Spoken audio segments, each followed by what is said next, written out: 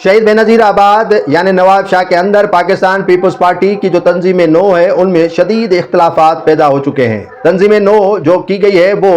President Nawab Shah, district Asif Ali Zardari, फरियाल तालपुर और बिलावल भुट्टो जरदारी के कहने पर हुए, और जो सेक्रेटरी जनरल हैं वो ज़ियाउल हसन लंजार ने अपने ही बलबूते पर उन्हें नामिनेट कर दिया। अब नौकरियां हो, तरक्याती काम हो या दीगर मामलात हों, उन्हीं में पाकिस्तान पीपल्स पार्टी के पुराने वर्कर जाले नज़रअंदाज किए जाते हैं। डेली वेजेस की नौकरियां और 1 से 4 ग्रेड की नौकरियां हों, वो भी वर्कर्स को दिए जाने के बजाय वर्कर्स ने इल्ज़ाम लगाया है कि वो फ़रोख्त की जा रही हैं, लेकिन उन्हें नहीं मिल रही हैं। पाकिस्तान पीपल्स पार्टी जो शहीद जुल्फ़िकार अली भुट्टो की जमात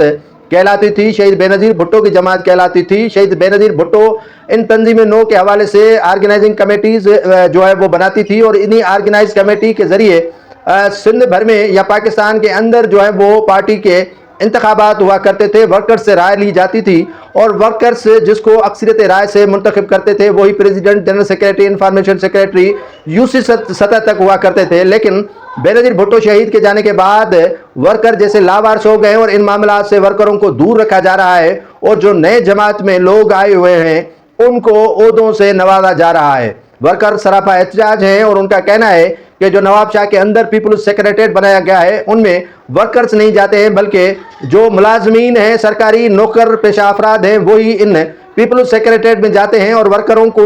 वहाँ पीपल्स सेक्रेटरीट नवाब शाह में आने की इजाज़त ही नहीं है। अब इन मामलात का नोटिस कौन लेगा और इन मामलात को कौन